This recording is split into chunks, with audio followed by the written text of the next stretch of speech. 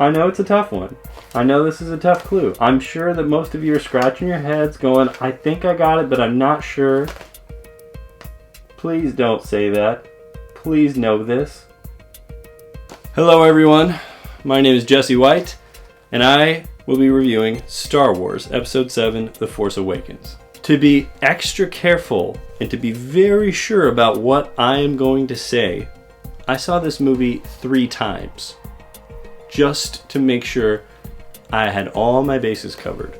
Anyway, I've grown up with the actual theatrical movies that were released way back in the 70s, 80s, and when the prequels came out, I was there for those, and I'm here for this.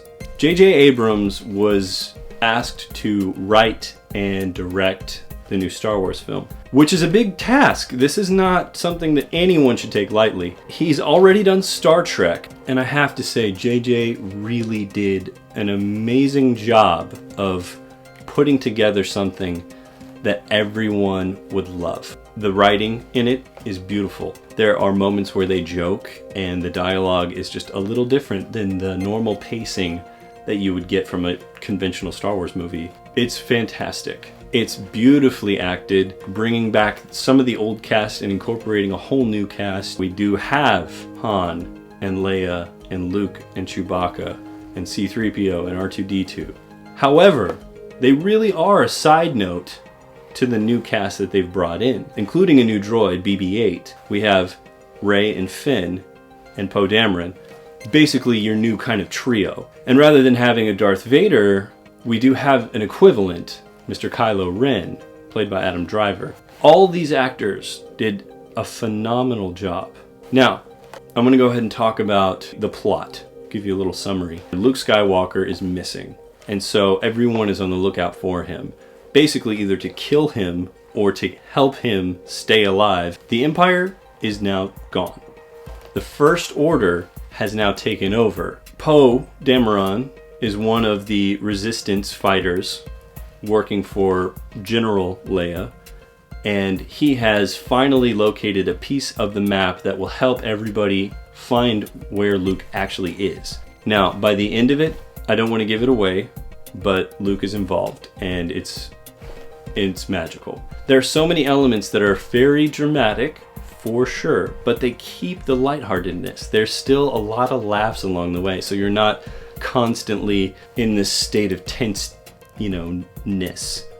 Especially for the nerds. Oh my gosh, he's talking about, oh, did you catch that? You stop and you whisper, that was from this.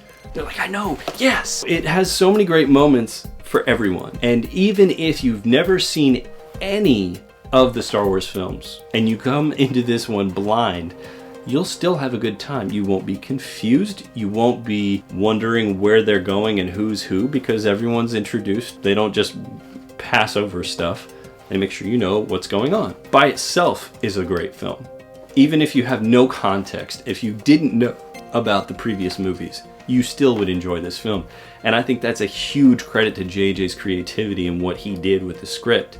He definitely made sure to honor what came before him through everything George has done and accomplished, but he was also very smart about making a movie that was still just a good movie. JJ and Lawrence Kasdan did a great job of not telling you everything. They've clearly written this to be a trilogy. Knowing that there's more helps hugely. We have newcomers all over the place. Daisy Ridley, who's been in basically nothing. She plays Rey. She is very captivating. She has this interesting rugged, this toughness from being on this desert planet, but she also maintains this sweetness. John Boyega, he's only been in maybe a few things, but he plays a stormtrooper. John does a great job, and he has this very interesting manner about him. He's like the everyman stormtrooper, and he just happens to find himself in the middle of all this chaos. And Adam Driver as Kylo Ren, fantastic. You just see this mask. However, he still is able to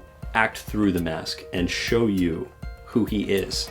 All these actors have come together to create something beautiful, something new and fresh, and I am grateful to see it. The music, John Williams, I mean, we can't even hardly talk about how incredible it is because we already know, but still a testament to how incredible John is at what he does.